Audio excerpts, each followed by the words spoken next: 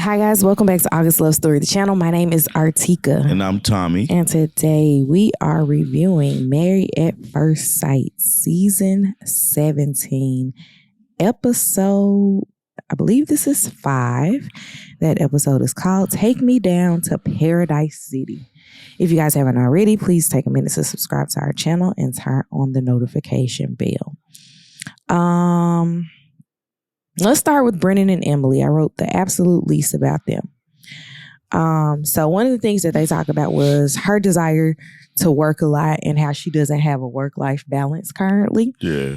And she also says she doesn't like to budget and she just keeps making money to pay for stuff that she wants to do because she don't want to budget. That sounds stupid, but she, excuse me, she, why you be looking at me like that? Go ahead. It sounds silly, but it's understandable because of the position she's been in, or, you know, she ain't never been in a relationship. I can't remember what she does for a living either. I don't either. But the only thing she has to really focus on taking care of is herself. Just tell me you got kids without telling me you got kids. I look down, there's a sticker on the bottom of my sock. Man, the other day I stepped on a ring.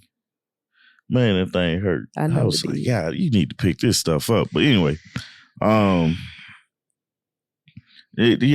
when I heard that, I was like, it's not an irresponsibility thing. It's just this has worked for you type of deal, because you think of things differently when it's you versus you and the family.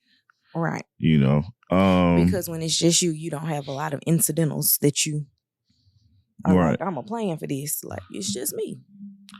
She probably has broken her hand from falling out the shower. And she's like, yeah, this morning I didn't want to tell you, but I couldn't feel my hand this morning. I was like, Jesus, go get that looked at. She having a rough season. Because remember, she's the one that gets hit in the head. That was her? I believe that was her with the ski lift. I think that was a ski lift, wasn't it? Or it was skiing. Yeah. She's the one that said her dad was proud because she ain't wrecked her car yet. Yeah. She needs to walk around with a helmet on. For helmet, knee pads, and elbow pads. They were getting lit on some mezcal. And you can tell, like, they talked about being party people. He was like, I'm not. And she was like, I was. And you can tell that. And so a lot of their focus time was trying to figure out if they were, like, their opposites attract to each other, because they think each other are pretty. But, you know, they're just different in that manner. I think that they're getting to know each other is going well. They haven't gotten to the point of the next couple that I was going to say, they're not the worst getting to know each other. I know, that's what I'm saying. That's why I say I think it's going pretty well. Like, they're able to deal with their differences much easier than some others, or at least one other. Yeah. At minimum. They, on the beach, she talked with him about sex, or she brought up the sex conversation. Bless you. Thank you. And he was like, and it was responsible. His answer was like, I don't want to focus on sex right now because I want to get to know you better, you know. She's like, hey, man, you can have it when you want it. I'm going to just kind of... I don't remember that part, but I think that was when I was... When you was out of there? No. Well, I just watched it, so... I know you did. No, I'm saying, like, that's when there was a lot going on with your youngest child. Oh, yeah? He was talking on a eyeglass case. Like, he had it up to his ear. Like, he was just doing a lot in my face. That.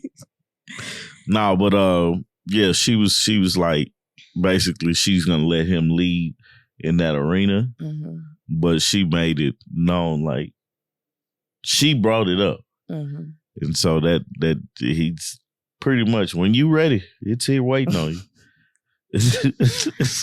You got anything else for them? No, that's pretty much it. All right. So Claire and Cameron are next. Cameron discussed in the beginning, or in his confessional in the beginning, that he was a little bit jealous of Austin and Becca and how they're getting along. Yeah. He doesn't seem to like Claire's jokes about his sense of fashion. And I mean, I don't know what else she said, but her asking him was his bathing suit matching and him saying no. I don't think that that's a joke about fashion. It doesn't match. Yeah, I don't think so either. The jokes came from when she was like, "You look like a dad," which he did. But it's a joke, man. Like, and you can't be super sensitive about things. And I think, especially things that you chose to put on. Right. I think between them two, he's looking at it as we're married, we're supposed to have sex, or he wants to have sex with her, but he's so awkward in conversation that he's just digging away from it. And I don't think he's realizing the fact that he admitted that of the jealousy part of Becca and Austin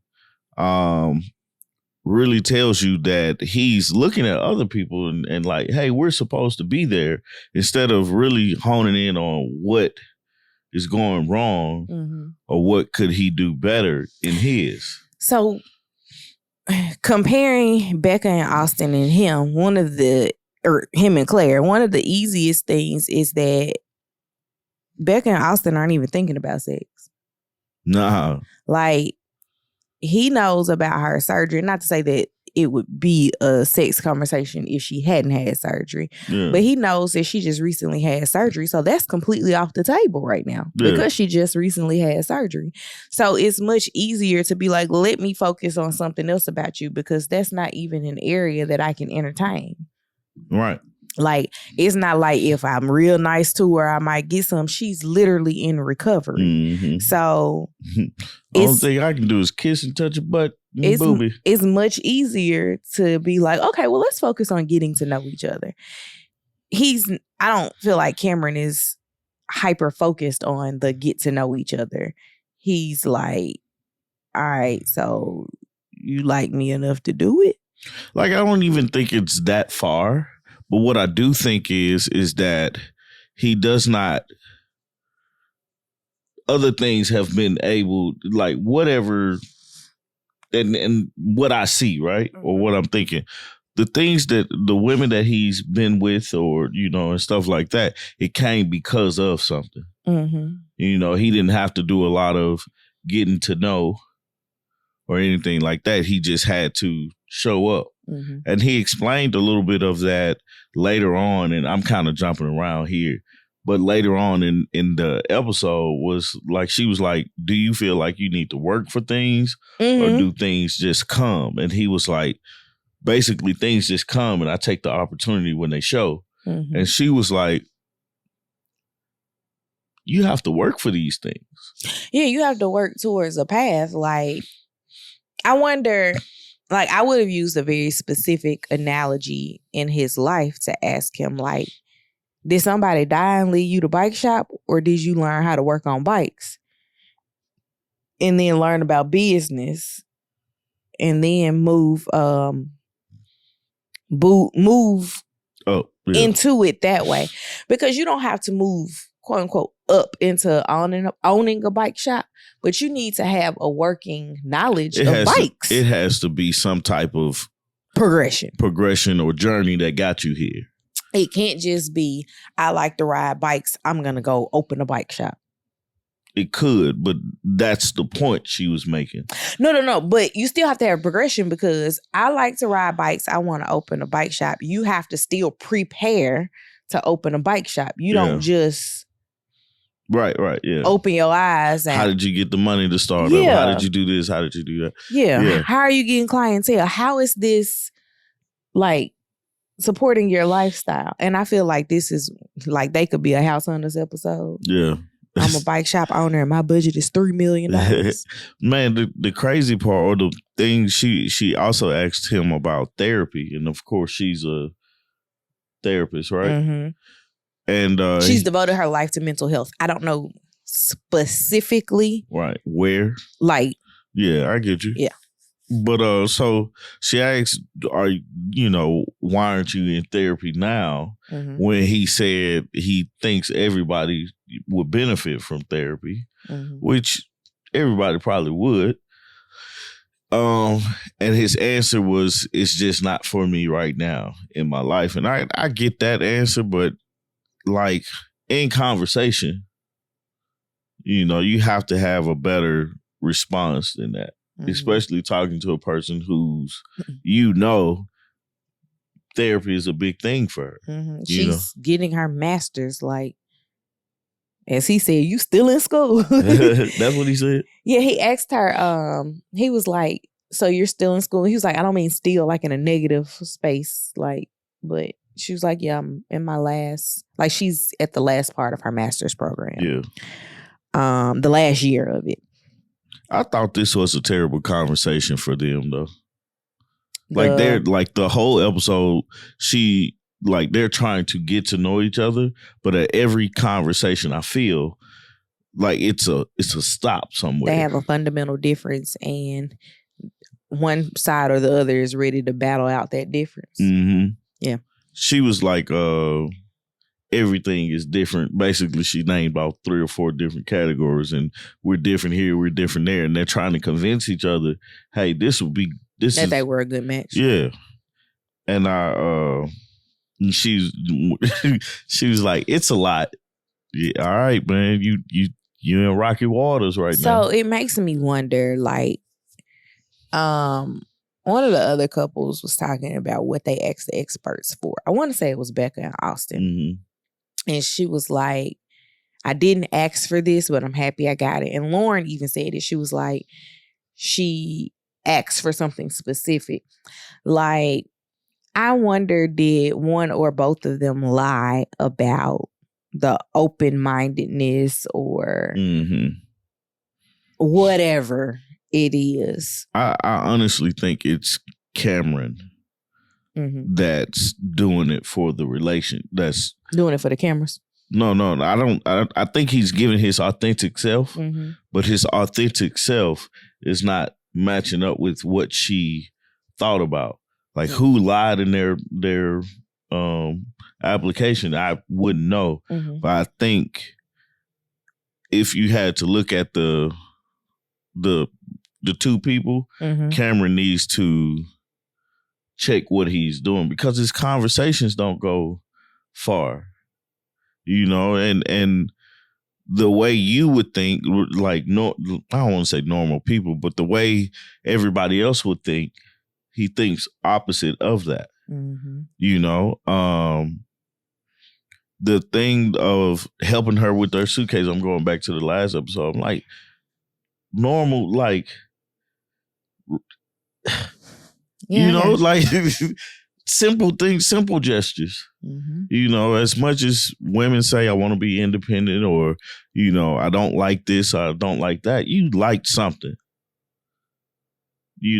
Men like stuff. Like, and it's just like just opening the door for a person. It's a reflex. Mm-hmm. And it's like, is it a culture thing? That's what I go to. Mm-hmm. Is it a culture thing? Mm-hmm. And then, of course, I'm Southern, so it's like even more, on the Southern person than it is wherever they I don't know if you call them Northerners or they're Westerners. Because Colorado's West. Whatever not you Kansas, call it. Like your daddy said. Said not Kansas, like your daddy said. My daddy's silly. But going out west. Us in the South, we're very what's the word I'm looking for? It starts with a C. Chivalry. You have chivalry? Yeah, we have chivalry here. But, the further you go up, they get ruder and ruder. Mm.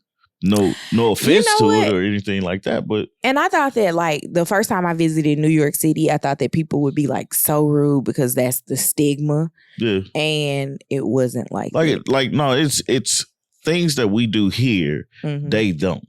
Yeah, they don't have time to stop and chat for a minute. Yeah, and all this stuff. And that's the thing. It's like, I don't mean to say rude in a negative connotation. It's just how their lives are versus how it is here. So, because we have some rude people down here. The South is very leisure. The South is like, and other places are not as leisure. You're gonna get extremes. You're gonna get somebody extremely nice, or you're gonna get somebody extremely rude. And you be like, not that person. But I think Cameron has a lot more work to do. And Claire needs to keep an open mind, to see if things change. At least get to talking to the experts and see what they can do. And, hopefully he can. What they be saying, God ain't done with me yet. Right. But that's really all I had for them this episode. They wasn't. They was just beefing, that's it. Yeah, pretty much. She called him goofy once upon a time. Mm-hmm. And he didn't know it could be taken in a bad connotation. Mm-hmm. What else you got? Next, Austin and Becca. Becca said that Austin snores like a pterodactyl. She did. And I was like, that's how my son screams. Yeah. Is me or Tommy related to Austin? Because one of us got to be, because that's how that baby became a pterodactyl. It's going to be funny when he start doing that. So they go on a boat ride, and I don't want to say the theme of this episode with them has gone back to like her surgery, but we talked about it almost in every conversation. Yeah. So on the boat ride, he was like talking about how strong she was, and she's excited to see this side of him that his family was talking about, like the fun, playful side. And I'm like, girl, that's all you've been seeing, ain't it? Right.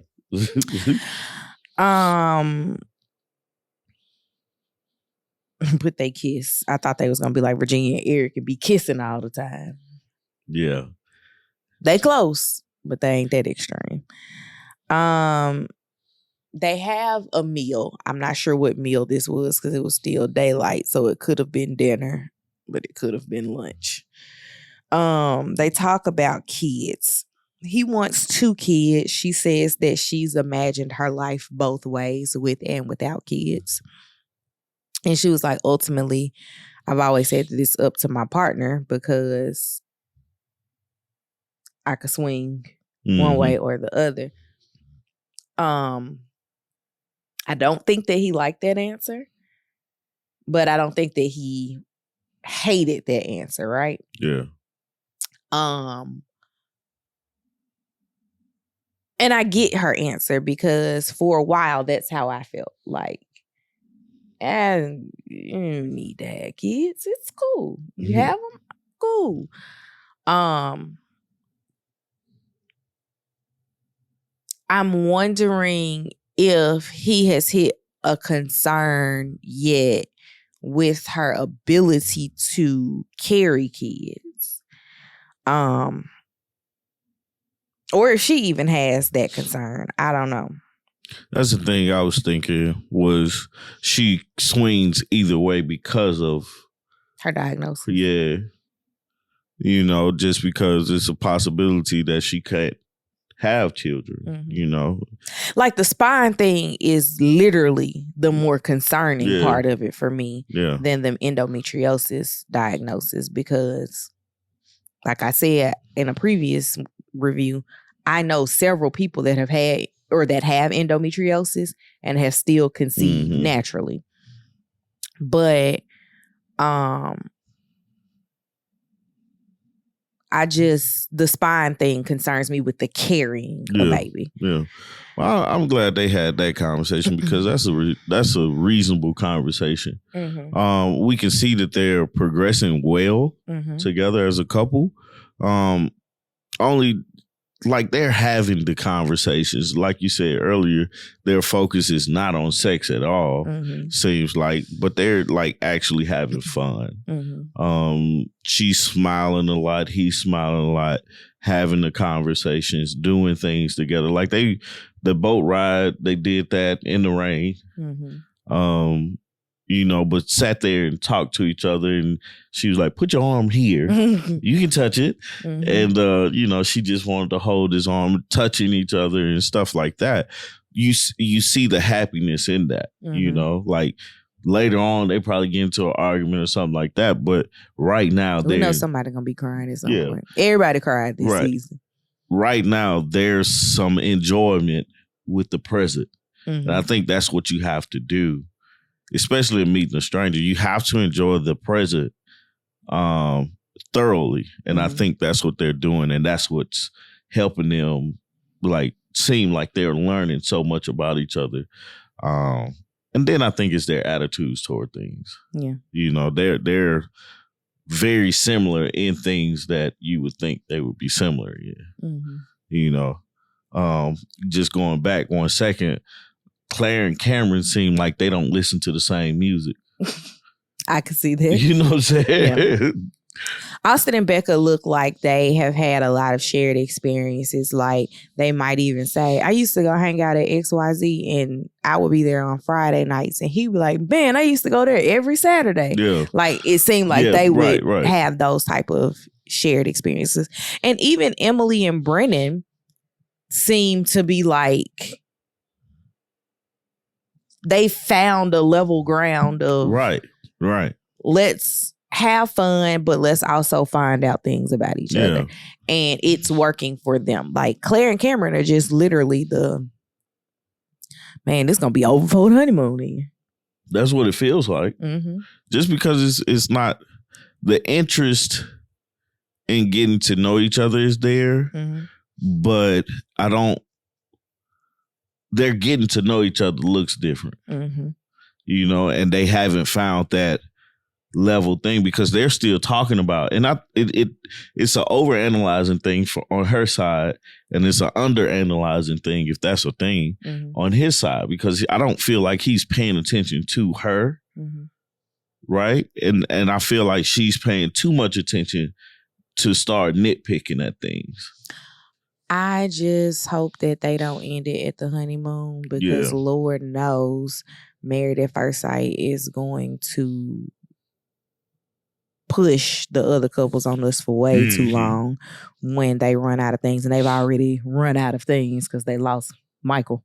Yeah. But apparently he's coming back around. Apparently. What else? She wasn't feeling good. She wasn't feeling good in the pool just because I think the water was too cold. And that would have did something because she's in recovery. Becca. And then Austin was just like, he's in the pool. She apologized to him because of that. And he was like, no, it's cool. I understand. And he said something that I was like, yes, you're absolutely right. He was like, marriage is about being there for the other person. He said some other stuff, but marriage is about being there for the other person. Like good times, bad times. That's the part of the vows. You know what I'm saying? So him just meeting her 2 days ago or 1 day ago, I think it's 2, however many days ago, and understanding that that's one of the key things, you're off to a good start. You can't go wrong with that mindset. And I think that's naturally the way he is, So still feeling good about them. That's all I had, though. All right. So last but not least is Lauren and Orion. Before we say anything, these two are going to struggle with not offending each other so much. Because it's hard. Because, she asked the key question, but go ahead, man. Do your thing. Okay. So Lauren wants a man to make her feel safe so that she can feel vulnerable. And she was like, we're working towards that. We also found out that she only wants to have one kid naturally, but they're open for adoption. I'm not understanding that specifically because when people put parameters like, I'm only going to have one kid, what if you end up like Claire's mama? You have 4 at one time? You're going to be like, no. It's just pretty sure you're not going to adopt no more. You can say that. And we all say we want one kid, but you just really, or not, we don't all say we want one kid. We can all say how many kids we want, but it doesn't it's not necessarily that it's going to happen that way.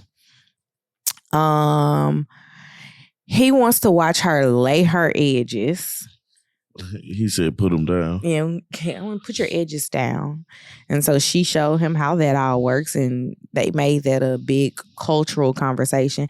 And I was like, that's one of the things that you do appreciate about having someone that has a shared experience with you, as far as culturally, because, like, granted, I don't lay edges, but that's not a conversation I would have to have with my husband to explain. If you did, I wouldn't even be like, let me look at it.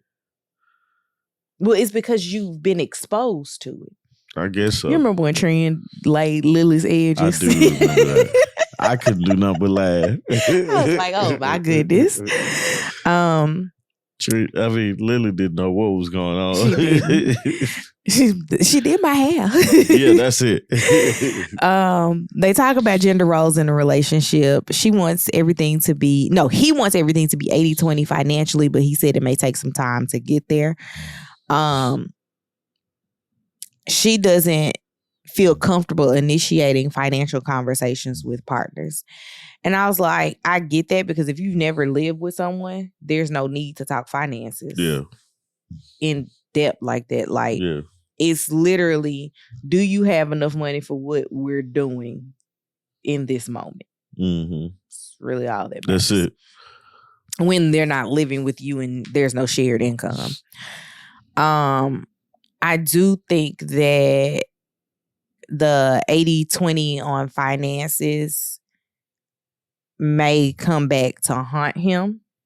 And the only reason I say that is because he hasn't been taking care of himself fully, right? Yeah. And if he's not been doing that, he's not had all of the bills and everything that Lauren has living on her own. Mm-hmm. Because even in a roommate situation, you still got bills that are yours and yours alone. Because, like, y'all aren't, most of the time, you aren't splitting everything straight down the middle. It's like, you got the gas bill, I got the water bill. Right. I don't know. They talk about manscaping, and he said he keeps it low, not bold. She was like, I just don't want to be surprised. And I was like, I ain't never been asked that question. You kind of just see it when you see it. I've never asked that question. So it's like, even in that, I would have just showed her. This is the way I like to keep it. Just look for the opportunity to pull it out, huh? Yeah. You asked about it. Here. It's right here. Let me show you. Anyway. What you think? She asked him if he's ever used the N-word. He said no, he doesn't use it now, but he did use it when he was an ignorant youth. They started talking about racial slurs of his community. She said that she didn't even know what redskin meant, and then she looked at his face and started laughing because his face was red.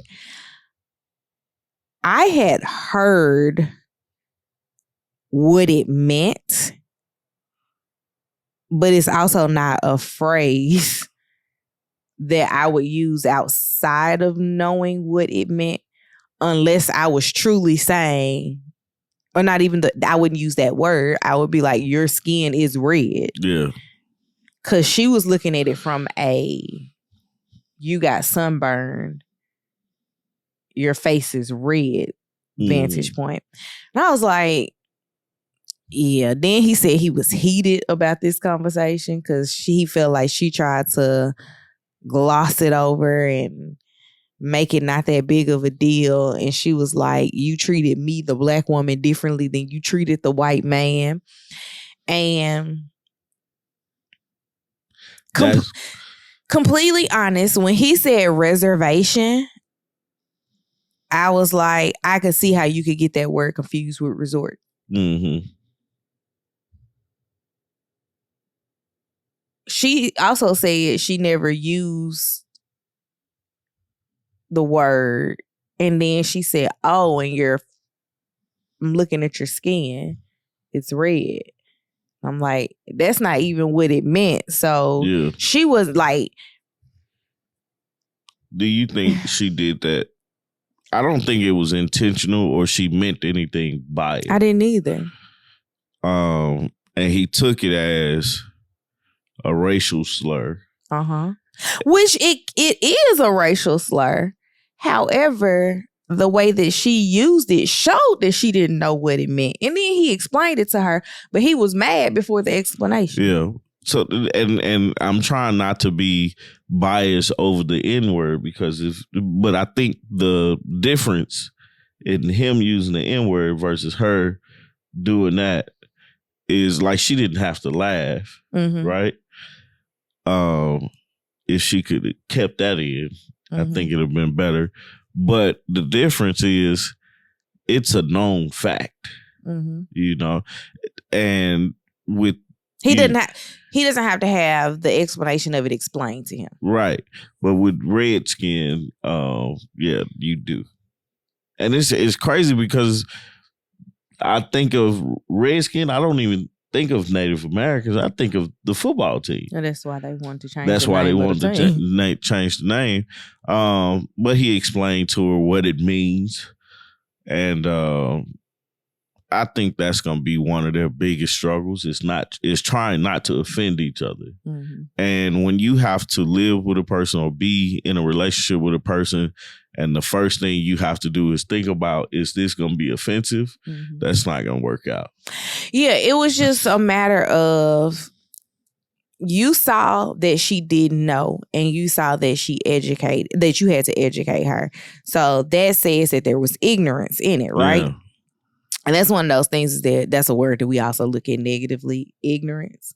But it literally just means not knowing. Yeah. She didn't know. You explained it to her. So I feel like once you get to the period of the sentence of the explanation, after that, if it's used, you can be heated about it or whatever your word choice is, angry, upset. But before the explanation and she didn't know, like I feel like there should be a level of grace. I think common knowledge, right? Like him not using the N-word or talking to her about the N-word is like, hey, if she's comfortable with him using it, then, you know, that's a conversation between them to have, right? Like, but I don't feel like if you never have the conversation with a person, you can't be offended by what that person does or say because you can't control them. In this instance, I don't feel like offense should be taken, but there's an opportunity for you to teach about your culture, because the thing is, you both of you guys are big on culture and big on your roots and everything like that, which is okay. But in marrying a stranger, you can't expect them to know everything about your culture, and that's the things I think about interracial relationships is that you have to, there's an extra aspect of things that you kind of have to go through. You know, and it's you know, it's a thing, you know, for certain couples. And how do you handle those things? How does this couple fight through those cultural differences and come out on the other side? Because they don't even seem like to enjoy, like how Becca and Austin did this, how Emily and Brennan, they like liquor, like right? They went to do mezcal tasting. Yeah. So it's like you haven't gotten to that point of doing something together to enjoy the person and not the culture, right? Because you married the person, which in terms, you're trying to figure out how to combine the culture. Because simple thing is, our differences in growing up or our differences in traditions. How do we marry those and bring them both together where one is not being forgotten over the other? And so that's the thing. But I have to get to the point of wanting to do that. And I don't think they've gotten to that point. They're just trying to They're still at the getting to know each other stage. Right, but they're not getting to know each other. They're just trying not to offend each other. Yeah. You know, I think that's going to be their biggest struggle. I feel you. All right, you got anything else? No, that's about it. All right. Thank you guys for watching. If you haven't already, please subscribe to our channel, turn on the notification bell, comment down below, let us know what you guys thought of this week's episode. You sound like the fine printing commercials. I'll have a question pinned down in the comment section once I figure out what the question is. We kind of ran out of time this morning, so man, another part 2 to that joke I just said. Mm-hmm. You sound like the person that be telling you, okay, you could die, you could throw up, you get diarrhea. I knew what you meant. You might grow a brain tumor. Your arm might fall off. Foot might go to sleep. And you also might develop mesothelioma. Knees will hurt. Anyways, we'll see y'all tomorrow morning. If you watch this on Friday, we'll see you guys tomorrow morning for the Love Brew. Yep. With August Love Story. Coffee chat. Yeah. We out. Bye, y'all. Peace.